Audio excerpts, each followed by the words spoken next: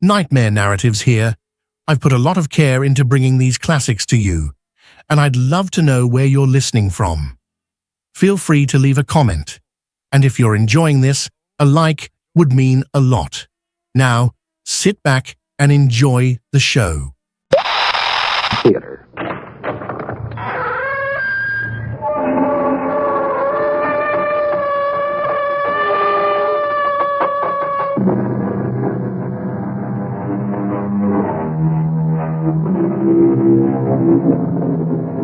Come in. Welcome. I'm E.G. Marshall. The one place where all men meet sooner or later is the grave. It's the place where all roads end. That small model of the barren earth which serves as paste and cover to our bones. What happens then when two old friends meet beyond the grave? When one of them has been living under the threat of death by the other? A threat from the grave? A threat made in a crowded courtroom more than 20 years ago.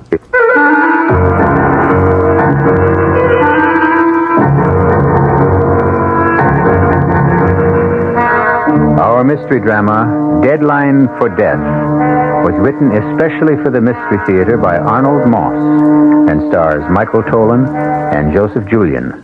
It is sponsored in part by Buick Motor Division and Anheuser-Busch Incorporated, brewers of Budweiser. I'll be back shortly with Act One. Say, do you know what happens this time of year? The swallows come back to Capistrano. Nope. The buzzards come back to Hinkley Ridge, Ohio. No. Bulldogs all over the world begin to shed. Not even close. Oh. This, my friend, is the time of year when you can get a super little deal on the practical but elegant Buick Apollo.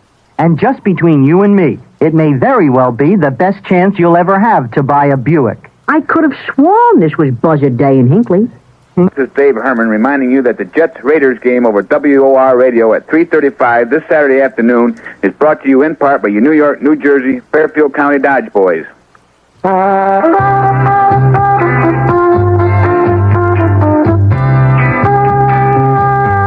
Suburban Savings in northern New Jersey would like to set you straight on savings. Straight off, Suburban offers you the highest interest allowed by law. A big 7.90% effective annual yield on Suburban's 7.50% savings certificates. And Suburban guarantees it from 4 to 10 years. Minimum $2,500. Federal regulations allow premature withdrawals on savings certificates, provided prescribed federal penalties are adhered to. Of course, Suburban also has a whole selection of other savings plans that keep your savings headed in the right direction, straight up. Why not head straight over to your nearest Suburban savings office, conveniently located in Bayonne, Edgewater, Elmwood Park, Emerson, Hackettstown, Morris Plains, Nutley, Paramus, Sparta, and Wayne, and let them set you straight on savings.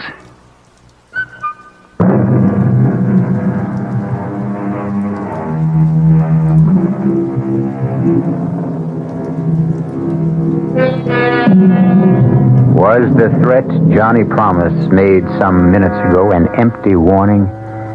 Can a dead man moldering under the damp earth for 20 years doom the life of another man? Can a corpse, long dead, wreak vengeance on another human being from the immeasurable distance of another world? We're about to find out as Johnny Promise talks to his old friend, Sammy Rogers. Sam Rogers? Answer me, Sam. It's so dark here we can't see one another, but we can hear. There's nothing to be afraid of anymore. Sam? Why can't you leave me alone? Nobody's bothering you, Sam. Nobody. Just someone to talk to is all. Old friends, old time's sake. Nothing wrong in that, is there? Is there? Nice to talk over old times. Friendly. Makes me feel good. Besides, what else is there to do in this place? I don't want to talk, Johnny. Not again. Oh, don't be unfriendly, Sam. Not here. Get your kick some other way.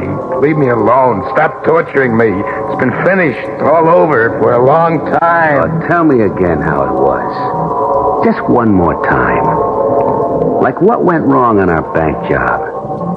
How we had it worked out so good. How some way we goofed. How the cops broke in on us and we began to run. How the big one took a shot at me and I shot back and let that cop have it right through the head. How they all started to target in on me. How I called you for help. And how you ran away. And ran and ran and ran. You did manage to save your own little neck, didn't you? Tell it to me again, Sammy. You've heard it 1,000 times. I know, Sam, I know. And more than anything, I love the way you tell about the courtroom. That hot summer day, 20 years ago, back in the 50s. I'll never forget that one. Especially your part. You'll never forget it either. Because as long as we're here together, I won't let you forget, Sammy. I won't let you. Johnny Promo, also known as Johnny Promise, a jury of your peers has found you guilty of the murder of Officer Corcoran in the first degree. Are there any last words you would like to say before I pronounce sentence? Yes, Your Honor. But it's not for the court. It's for Sam Rogers sitting over there, star witness for the prosecution. You saved your own skin, Sammy, by squealing about me to the DA. If not for you, I'd have got away with it. But you'll pay for it, Sammy boy, with your life. My name ain't Johnny Promise for nothing, kid. So keep an eye on the calendar. Count the days one by one. Because after I get mine, I'll see to it that you get no more than a month to live. Order! Maybe less than a month, but not 1 minute more. Don't look so scared, Sammy. If you live past the month, you're safe. But I got a lot of friends and a lot of dough to toss around to those friends. Today you buy loyalty like you buy lamb chops, so don't count on more than a month. And when you get yours, remember Johnny Promise let you have it. Straight from the grave. Remember the date, Sam? The date the judge named for me to burn in the electric chair? I don't remember. Oh, that's not true. You remember. August the 28th. 5 o'clock in the morning. Taps for Johnny Promise. A man with a code of honor. A man whose word was a thing of respect. And above everything else, your friend. Now, how could you forget that? You will never let me. And little Sammy with his big mouth made the whole thing happen, right? Cut it out, Johnny. I don't want to hear anymore. What do you get from tormenting me like this? Laughs. And it passes the time. We got no place to go. We're going to be here for the rest of our... let's say for a long, long time. And I like to laugh. And that story of yours is good for 1,000,000 of them. Let's have it, Sammy boy. What was it like for you after I got mine? Come on, tell it just like it happened. Tell it.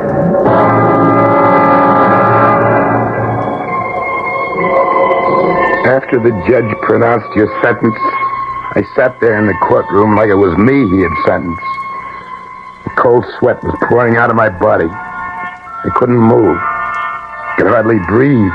All I could hear was your voice laughing and saying, "A month to live. 1 month to live." I knew for sure that within the month after you burned, you'd see to it somehow that I got mine.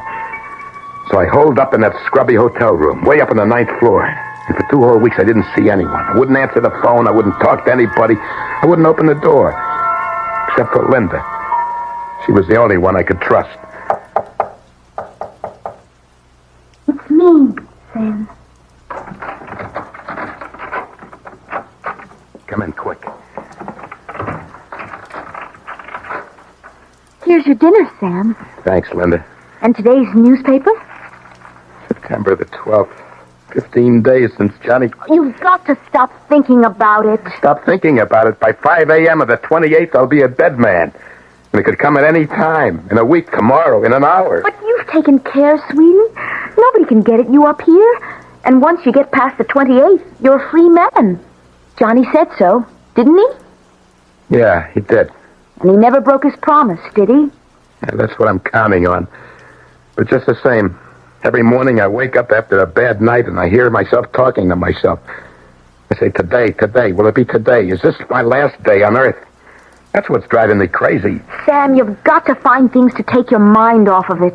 It's only another couple of weeks, and then... And then? We'll go away someplace, far away, start a whole new life. Why don't you eat something? It'll make you feel better. I'm not hungry. Maybe a little coffee while it's still hot. I got the change from the 20 you gave me. Forget it. It's right here in my bag. What are those? The keys. What keys? To this room. To this room? Of course. Where did you get them? You gave them to me, don't you remember? I never gave you any keys to this room. Who gave you those keys? I told you, Sam, you did. You lousy little liar. Where did you get those keys? I don't know what you're talking about. He even got to you. Oh, Sam, how could you think that I... He got to that crummy desk clerk first, didn't he? And then to you. And you had the duplicate made. Who made the payoff? I said, who made the payoff? Sam, you're insane. Why would I ever do anything to hurt you? Because for $500, $1,000 you'd do anything. Now get out of here, you little tramp, but fast. Oh, you're wrong, Sam, you're wrong. I love you. Get out. Oh, wait, Sam, please. I don't need you or anybody. Get out before I kill you.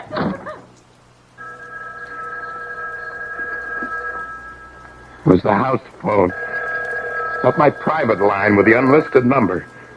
Only 2 people ever knew that number. You, Johnny, and Linda. But this was from the lobby downstairs.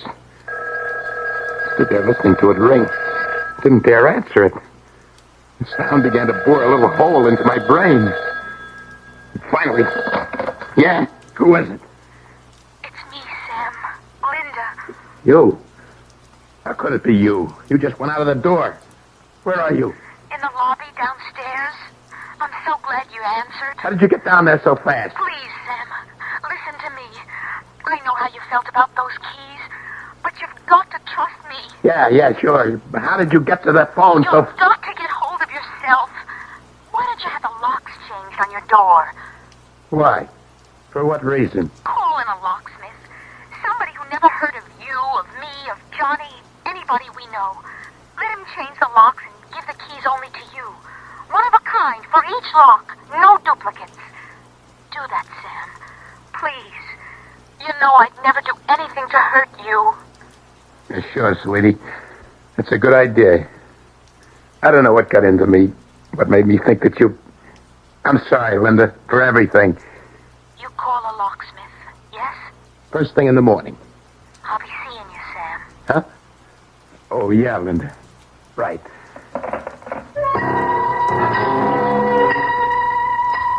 That was real tricky of you, Johnny. Leading me to suspect that Linda might be the one you'd pick to get me. After I put the phone down, an idea came to me. Hit me like a thunderbolt. Made the best sense of anything in the past couple of weeks. What was the point of living holed up like a rat? Like a sitting duck in that lousy hotel room, just waiting for you, Johnny, to make me a target for whoever you paid off to let me have it. For once you thought Johnny Promise is going to be outsmarted, right? For once you thought Johnny Big Mouth was going to meet his match. How could you have been so dumb? Why hadn't I thought of it before? All I had to do, Johnny, was to find out who it was you picked to put the finger on me. Once I knew who it was, I could take care of him before he ever got the chance to get to me. Pretty good thinking, Johnny, right? And I knew the first and best place to start looking. The bowling alley was one of the crowd's favorite hangouts. If your man was any place, Johnny, this was it. I noticed a couple of familiar faces. Hi, Benny, what's new? How's the wife? Hey, Tommy, putting on a little weight, huh? Better take it easy with a beer. What do you say, Benny? How's the score? Still over 250? Every one of them. They just walked away, didn't they? Wherever you went, the guys moved away, turned their backs on you without a word. Like you were some kind of bad news, some kind of disease. I went to the bar to order a drink. A beer, Joey. You'd known Joey the bartender for years. He gave you your drink without so much as a word. I swallowed my beer, and as I did, I spotted little red Mike down at the other end of the bar. I never liked him from the first time I met him. And everybody knew he never liked you. Something about him, his beady little eyes looked at you like a rat. I walked over to him. Without saying anything, he started to move away from me. I grabbed him by the back of the neck. Don't you walk away from me, you little louse. I know what you're up to. Hey, let go of me. What do you think you're doing? It's you, ain't it? You're the one. You're the one he picked to do his job. What are you talking about? Get your hands off of me. I don't know what you're saying. You sniveling two-faced rat. You thought I was afraid of you. I'm gonna let you have it. This minute, before you get me. Johnny promises little Stooley. Keep your hands where they are, Mike. Hey, you're crazy, Sam. Johnny's dead. Put that gun down. Please. I don't know what you're thinking, but you're making a big mistake. Would a smart crooked like Johnny ever pick somebody like me to do what you're thinking? Put your gun down and frisk me. Come on. If you don't believe me, frisk me, Sammy. Okay. All right, so I made a mistake. But from now on, stay out of my way, understand? Whatever you say. But you really ought to take it easy. Because you know as well as I do, when your time comes, you'll go. Just like everybody else. Johnny, that's your voice coming out of Red Mike's mouth. Meantime, we gotta take care, don't we, Sammy? What kind of crazy trick are you pulling, Johnny? And you can count on me for the best care a feller ever had. Like they say in the cemetery, Sammy. Perpetual care. I promise.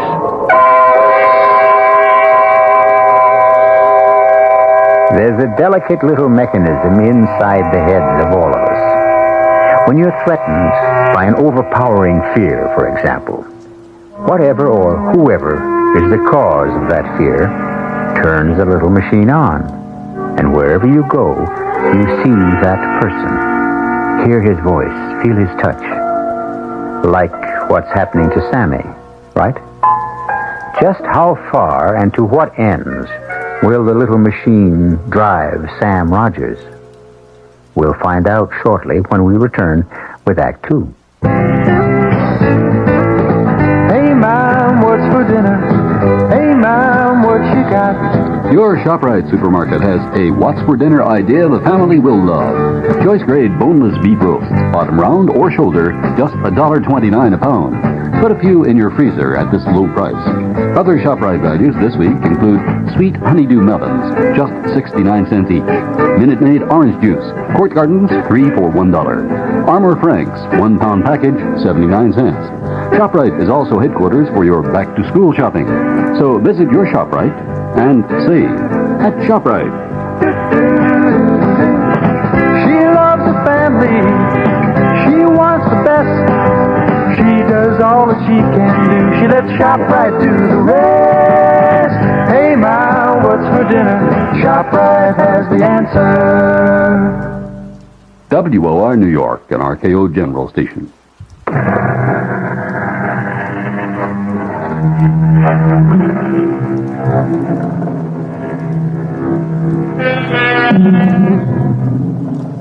One of the great mysteries is time. It often happens that time seems never to move forward, when the minutes are suspended in some terrifying space and refuse to move. And then there is that silent, never-resting thing called time that rolls on, rushes along, swift as an ocean tide, on which we and the whole universe ride. For Sam Rogers, time was beginning to take on a new meaning. The end of the month was getting closer and closer. The days were racing by. Every night I shut my eyes to try to get just a couple of hours sleep. I kept myself awake thinking. What were you thinking, Sammy? Tell me. That I had to find the guy you picked. The guy that was going to let me have it. I kept telling myself, get to him before he gets to you, and there'll be nothing to worry about. Sooner or later, I had to find him. Once you made your mind up about that, you began to feel a whole lot better. Yeah, I began to live almost a normal life again. Like the day I went to the custom shop to get fitted for a couple of new suits. I congratulate you on your choice of materials. The silver mohair and silk will make up into a perfectly lovely suit. And so will the tweed. And don't forget the extra padding on the shoulders. Well, if you'll forgive me, it's the natural look this year. The real look of the 50s. No padding. Extra padding on the shoulders. Well, of course, as you wish. I wish. Certainly, sir. Now, if you'll just stand still for a moment while I drape this material over your shoulder. Hey, what do you think you're doing? Hey, let go of my arm, Put that please. scissors down. Drop it, I tell you. Drop it. What, all I was trying to do, sir. I know what you were trying to do. Well, I'm very sorry, sir. Very sorry. I assure you it won't happen again. But you see, Sammy, you got to realize it could be anybody. Anybody at all. It was happening again. The tailor was standing there in front of me, right in the middle of a sentence. It was your voice that was coming out of him. Your words. Then there was that day in Luigi's barber shop. I hadn't been to the barber in weeks. Luigi had been my barber for 15 years. There was one guy in the world I could trust. It was him. That's what the guy on the radio says, Sam. If we get the same kind of heat tomorrow like we had today, it's going to set some kind of records. Imagine, the end of September, 96 degrees. Yeah, that's what they call real Indian summer. If it don't cool off, Sam, they can give this summer back to the Indians. You understand? I sweated out every stroke of that sharp razor. While Luigi went droning on about the weather, I held my breath, thinking, you may be my friend. He was your friend too, Johnny. So the eyes are shut. All he has to do is to let that blade slip just one little bit. Accidentally, you know. All right, chin up a little higher, Sam. Just a little more. And who would know the difference? There we go. Let me just lower the chair a little, huh? Hey, what are you doing? Well, like always, a nice hot towel. Opens up all of the pores. When they're open, a little lotion closes them up again. He could have let me have it right then and there while he was shaving me. But he didn't. When he wrapped that hot towel over my face, instead of it feeling good, I suddenly got the idea that this could be it. Luigi could smother me to death. And there I sat, helpless, beneath that hot towel. I ripped it off, screaming, you thought you had me, didn't you, huh? You and your hot towel. What's the matter with you? Here's what you can do with your towel. I have to think of something better than that. Well, you'll never get the chance. You've seen me here for the last time. Oh, what are you talking about, Sam? Well, it won't do you no good. Getting excited this way. It was your voice again, Johnny. You gotta learn to calm down, take things easy. Listen to me, Sam. Easy does it. After all, there's only 3 more days to go. Right?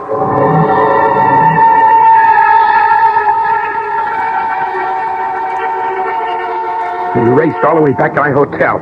I got to my room, I opened the door, and I slammed it shut. Oh, my lungs were bursting. I sucked in whatever air I could in big gulps. There was a sharp pain in the middle of my chest, like a knife sticking right into me. But I was safe. Nobody could get at me here. Never mind that idiotic idea of trying to find out who was supposed to put the finger on me. Just sit it out. Sit it out. Right here, I told myself. Play it safe. But when I looked around the room, I knew that I was not safe. Even here. There was a peculiar feeling about the place. You couldn't say exactly what it was until you looked to see what time it was. And then I saw that my little electric clock on the dresser was turned around with its face to the wall. And it was unplugged. In the bathroom, there was broken glass sitting on the sink. Somebody had been there, that's for sure. No maids. I never let the maids in. Maids or anybody else. Except Linda. Linda was right. She was right. I had to get those locks changed today without waiting another hour.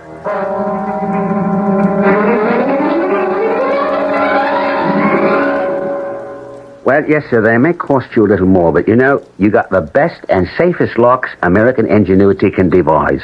Well, this makes me feel a whole lot better. Now, when you turn the key, this pin tumbler drops right down into the holes that are waiting for them. Uh-huh. And there you are, safe and sound. Now you should have real peace of mind. Thank you very much. And here are your keys, one for each lock. No duplicates, just like you ordered on the phone. Good, that's fine. Take my advice, sir. Change your mind. Get duplicates made. I don't want any duplicates. Well, it might be a lot of trouble to get them later on. Each key is made on a special machine. The formula of each key is registered. It's the way I want it. But supposing you lose one of them, the only way you're ever going to get in is to call me, which might be somewhat inconvenient for you. Now, suppose you got a real friendly date. You've had a fine dinner. Why was he giving me this big song and dance about the possibility of a lost couple of keys? Why was this guy I'd never seen before? Picked the address right out of the yellow pages. Why was he so anxious for me to order duplicate keys? That's why I recommend you have another pair made. I have no intention of losing these keys. Well, no one ever wants to, but take my advice. I don't want your advice.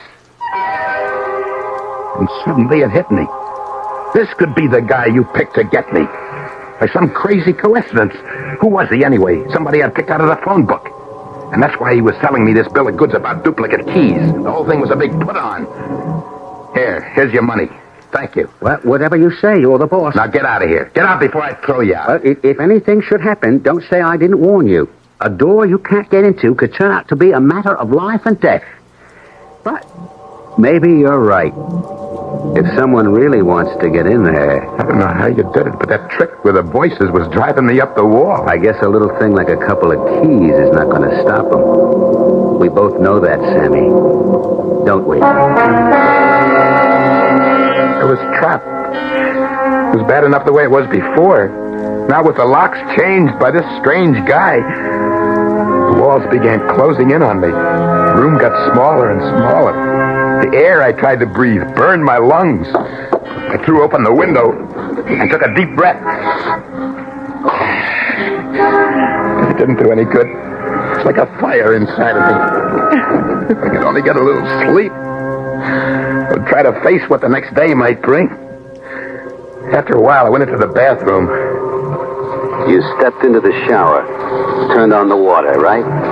Hard. The spray of the shower felt good. It seemed to wash away all the crazy things you were feeling.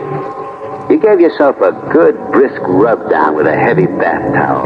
Till my skin tingled and glowed from the rubbing. You thought, I'll brush my teeth and hit the sack for a good night's rest. And then...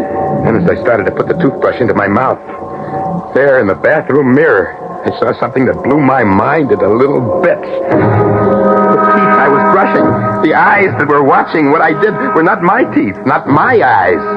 They were not mine, Johnny. They were yours. I'll never see that face in that mirror again. And then, instead of panicking, the funniest thing happened. Everything suddenly became clear. For the first time in weeks, my thoughts were not confused. It all came into focus. For the first time, it got to me that I was letting the whole pattern of my life be spelled out by a dead man. And where the day before, that idea would have hit you like a wallop in the pit of your stomach. Where yesterday, the idea would have made you dizzy and sick. Right that minute, as you looked at the mirror you just smashed, you realized it didn't have to be this way, didn't you? It was a cinch from this point on. You'd been trying to rattle me, Johnny. But now I knew exactly what I had to do. That was to stay just where I was, with the door locked, till the month was up. Tell me how you caught the dateline of the newspaper that was lying on the bed. How you stared at it. How it kept moving towards you. The print grew bigger and bigger. It exploded at me. Today was September 27th. One more day. One more day, and the month would be over. And you, Johnny, would be out of my life forever. My head began to swim with excitement. I kept telling myself, live through this one day, Sammy, get through this night, and then 5 o'clock tomorrow morning, you've got it made. What made me so absolutely 100% sure? Simple. Johnny Promise never went back on his word, right? Right. I made a grab for the phone.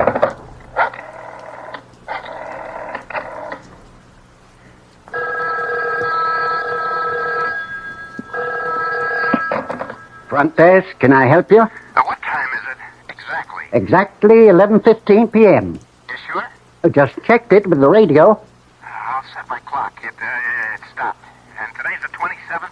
It'll be the 28th and 3/4 of an hour at midnight. And don't forget... Thank you very much. By the way, the young lady just came in. She's standing here at the desk. She'd like to talk to you. What young lady? Oh, your young lady. Put her on. How are you feeling, Sam? It couldn't be better. A couple hours more and it'll all be over. What are you doing down there in the lobby? I thought I'd be close in case you needed anything. Well, why don't you get us a couple couple of hamburgers and coffee. Right away. See you soon. He's feeling great, he says. Well, that's nice for a change. He's sure that in only a few hours he'll be a free man again. Poor guy. Why don't you tell him? I couldn't. I don't know what he'd do if he knew. Anyway, he'd never believe me. It might be the best way. Tell him the truth. How could I tell him that he's a very sick man? That his whole sense of time is mixed up, confused. That he doesn't know one day from another. In the state he's in, how could I possibly tell him that Johnny Promise actually went to the electric chair almost 3 years ago?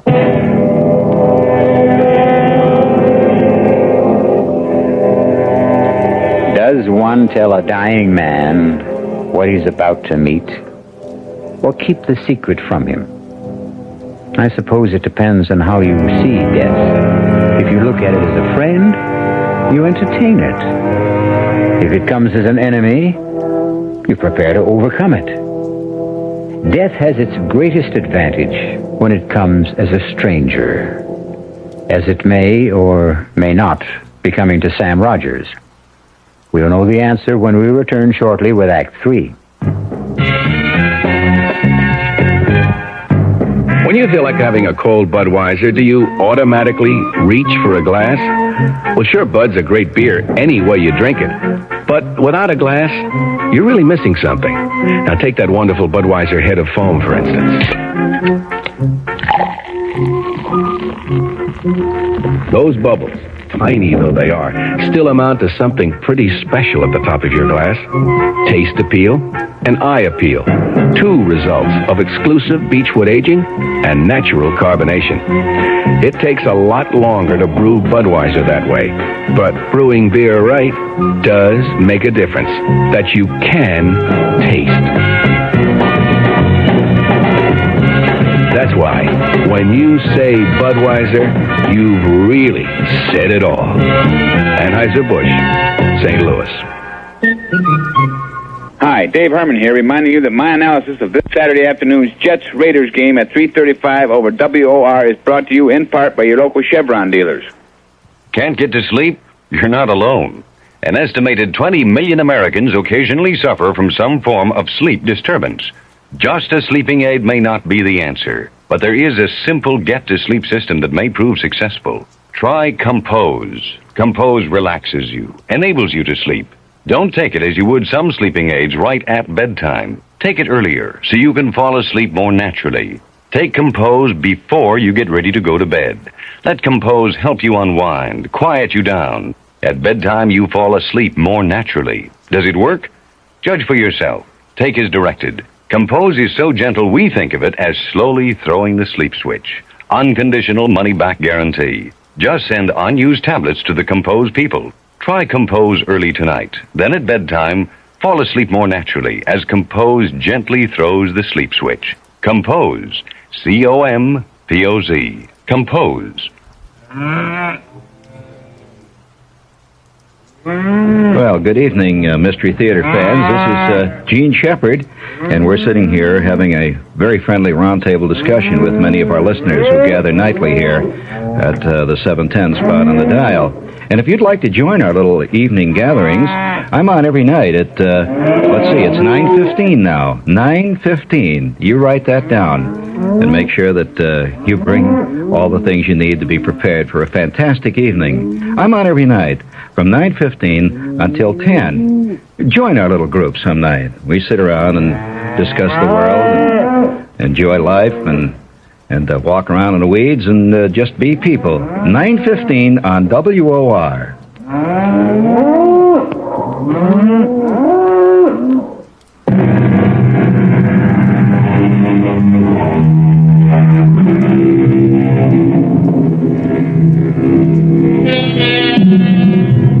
It has been said, a man is never less alone than when he is alone. Thoughts crowd in on him. His imagination summons up multitudes. And which is harder to bear?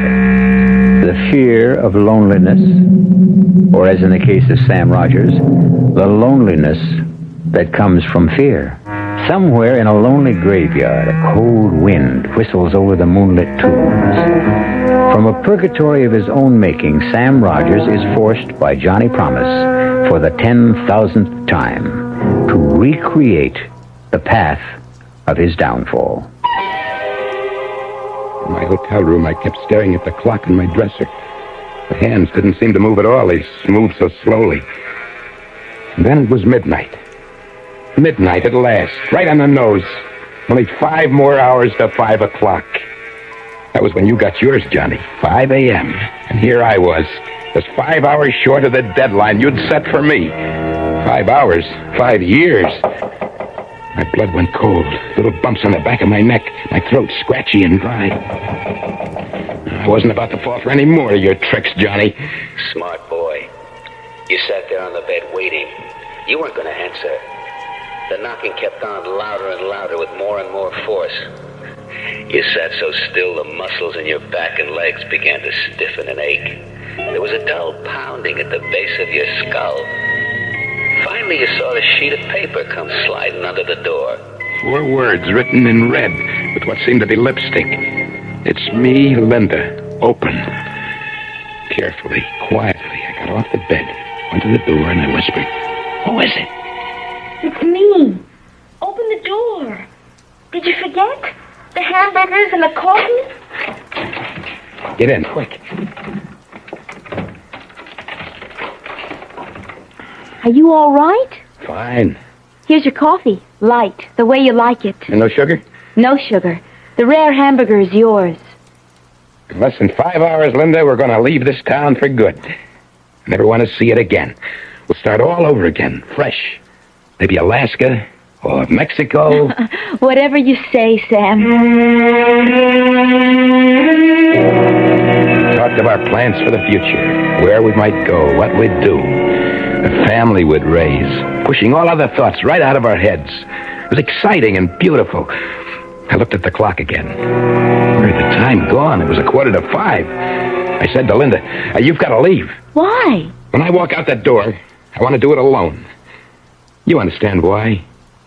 Of course I understand. I'll meet you in about an hour at your place. Good night, Sam.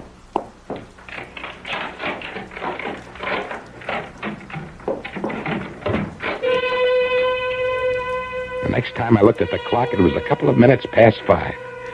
The time had come at last. I'd paid my dues. And I'd showed you up, Johnny Promise. For the first time, your word wasn't worth so much as 1 bent nickel. I mustn't take any chances. Not at this late date. 110% foolproof. Safe. Give myself every possible break. The benefit of every doubt. No chances. Give myself, half-hour cushion? Wait till 5:30 at least. And beat it out of here. Fast and forever. And you hung on. Those last few minutes were the longest in your life, weren't they? Finally, that big hand on the clock dropped down to the 6. It was 5:30. A half hour past the deadline I'd set for you. So you took a deep breath and you screamed. You lost, Johnny, you lost. Sammy outsmarted you. So rot away in your grave, bit by bit, piece by piece. Because I'm alive, Johnny, and I'm going to stay alive. But you, my friend, are dead.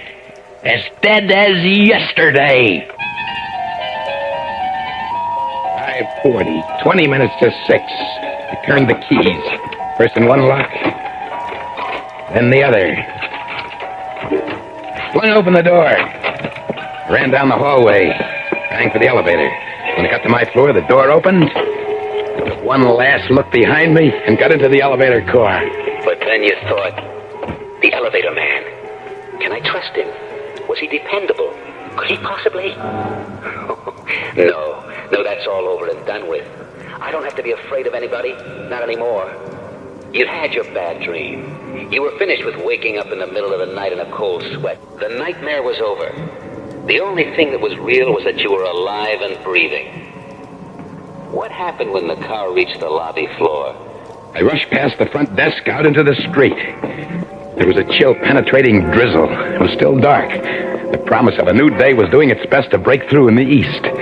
For the first time in I don't know how long, I felt able to slow down. I started walking in the direction of Linda's place. Slow, with a sure, firm step. The streets were deserted. It figures. A Sunday morning, 5:45. Wonderful feeling, wasn't it?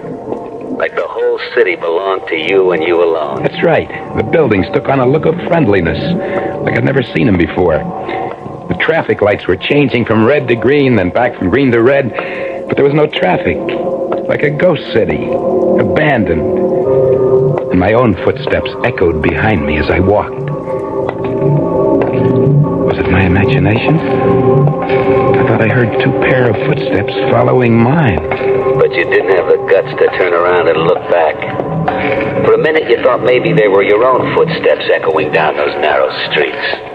I stopped. They stopped. I started to walk. They started. I got to a corner and quickly turned into the other street. Out of the corner of my eye, I saw 2 men. It wasn't light enough to make out their faces. They weren't saying a word. They just seemed to have their minds on one thing, to keep me in their sight, no matter where I went. My heart stopped. There they were, less than 50 feet behind me. Following. Sickening thought came to me. Terrifying. Tell me about it. It's possible, I thought. Anything is possible. Just suppose, in some crazy way, that I made a mistake. Suppose my clock had been wrong. I think it's 5:45, but I suppose... Then all of a sudden you found yourself passing the jewelry shop. You looked up at the big clock that hung over the entrance. I almost passed out with what I saw. I swallowed hard. My mouth felt like it was stuffed with cotton wadding. I looked up once more to make sure. And what did you see? The clock said 5:45. 5:45, not 6. Something was wrong, wasn't it? The whole thing was like crazy. How could it be? And those 2 faceless men were still there following you. There was a bank on the opposite corner. I raced across to look at the clock outside the bank. I couldn't believe what I saw. That clock, too, said 5:45. Then I began running. I didn't know where. I didn't care. Those clocks, for some insane reason, were right, and I was wrong. Then I still owed you 15 minutes, Johnny. You still had 15 minutes to get me. And those 2 men following me. It can't be, I told myself. Those clocks are both crazy. It's 5:45. It has to be. Checked and double-checked. And then something like a heavy sledgehammer hit you right between the eyes. Sammy, you stupid, ignorant dummy, you said to yourself. How could you be so blind? How could you have missed it? That's what the desk clerk was trying to tell you. It was the last Sunday in September. In those days, daylight savings time ended at 2 o'clock in the morning. The last Sunday in September. Of course. And those clocks had all been turned back 1 hour. Only I forgot to turn my clock back. It is 5:45. It's 5, not 6. You crazy fool. You thick-skulled, brainless imbecile. You deserve to die. Now we're getting to the best part, ain't we, Sammy? You began to walk, right? Slow at first, then a little faster. Finally breaking into a run. Whenever you got to a corner, you turned. When you saw an alley, you ran into it. When there was a fence, you vaulted over it. Then out into the streets again. But no matter what you did, wherever you went, those same 2 characters stuck to your tail. You couldn't shake them. They stuck right behind me, always the same 50 feet away. I kept running until I thought my sides would burst. And then way off in the distance, I heard the deep-throated bongs of a church bell striking the hour. I stopped running. I waited. Counted. 3,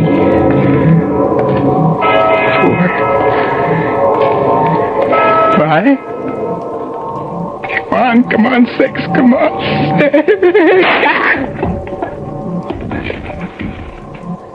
That was it, Sammy boy. You doubled up and fell to the pavement. You never got to the count of 6, because there wasn't any 6. You dropped right there where you were standing, right? Your body crumpled up like a little rag doll. It was all over, just like I promised. Except for one thing. One little thing. Remember, Sammy? I remember. Tell me how it was, Sammy. I dropped, like you said. And then? The 2 men rushed up. One of them felt my pulse, the other my heart. And there was no pulse. There was no heartbeat. I was dead. Go on, Sam.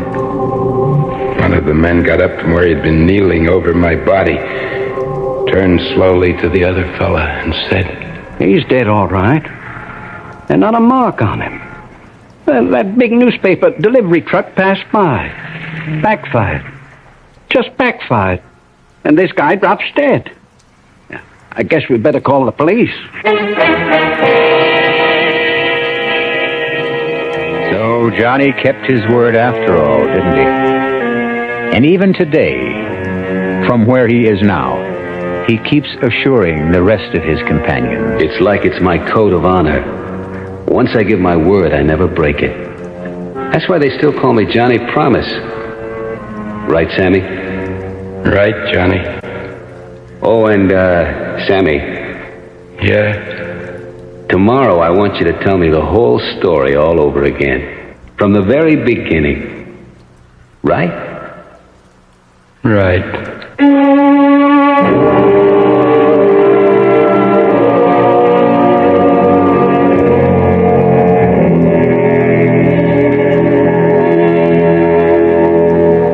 I'll be back shortly. Excuse me, sir, but do you know what happens this time of year? Right on, pal. I happen to know that right about now a freak blizzard falls on Dumont, New Jersey, and they're snowed in for the rest of the summer. Happens every year. Nope. You see, what happens this time of year is that you can get a particularly good deal on what is perhaps the most luxurious mid-sized car on the market, the mid-sized Buick Century Regal. Well, what good's a car when you're hopelessly snowed in? Well, that's a point. The Jets-Raiders game at 3:35 over WOR Radio this Saturday afternoon is brought to you in part by M&M Mars, the fun-sized candy people. And I'm Dave Herman for all the commentary throughout the game. Feel the spirit catching on now. Feel the spirit catching on now. There's a new spirit in the friendly skies of your land.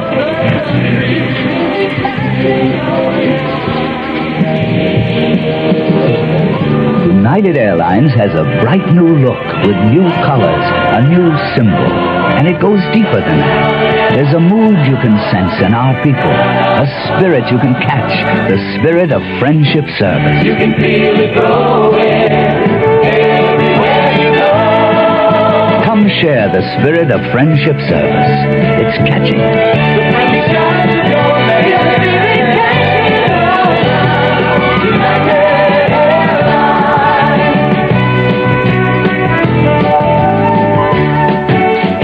United has 7 non-stops to California. Call United or your travel agent.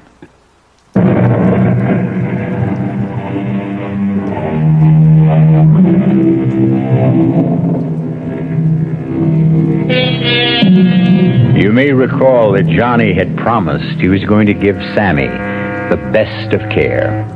Everlasting, perpetual care. Which is exactly what happened. Before he passed away, Johnny signed a contract with the cemetery to provide Sammy Rogers' grave with perpetual care. Weeds removed, flowers 4 times a year, neat and beautiful till the end of time. Always a man of his word.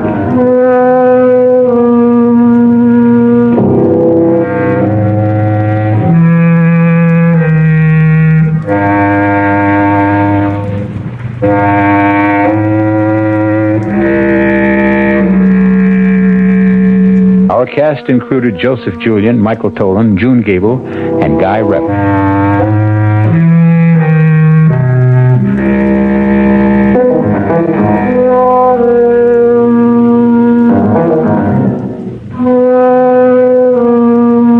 The entire production was under the direction of Hyman Brown. Radio Mystery Theater was sponsored in part by Anheuser-Busch Incorporated, Brewers of Budweiser, and Buick Motor Division.